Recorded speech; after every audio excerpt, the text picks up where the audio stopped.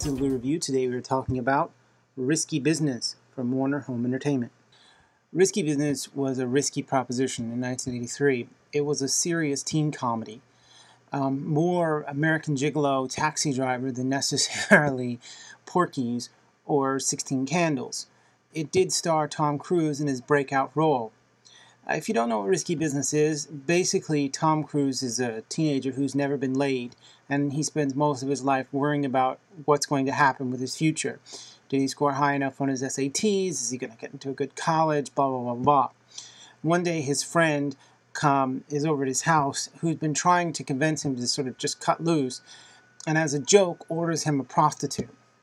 And the prostitute shows up at his house, but it's this really large transvestite who basically is like, listen, I realize this probably isn't what you were wanting.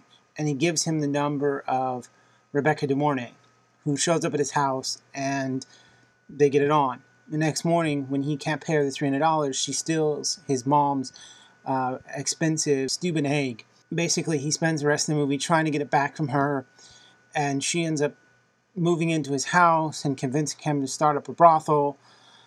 And it sounds like the makings of a hilarious comedy, but basically it's not really that funny. It's almost like Wild Strawberries for teenagers. I mean, it's a film that deals greatly with dreams, and almost everything in it is like a dream, and you can never really tell if what's going on is real or if it's just another dream. And the soundtrack by Tangerine Orange just really emphasizes that to the nth degree. In fact, deflating a lot of the comedy. Like, there are a couple of scenes in it which would really be funny until that, like, the music kicks in. But Risky Business is a good movie. About 2/3 of it works. The first part is really good. It really engrosses you. It really sucks you in. And Rebecca De Mornay's scene where she comes in is really great. But then the middle section really drags up until about the point where he creates the brothel. And then the ending is really good. But there's quite a bit of it that I thought dragged in the middle. The other thing about it is there is no real sort of danger. Like, it's this young suburban kid from, some suburb in Chicago is basically messing in the world of prostitution. And the worst thing that the killer pimp can do is steal his furniture. And it's like, really? That's it? You're just going to steal my furniture? What kind of bullshit is that?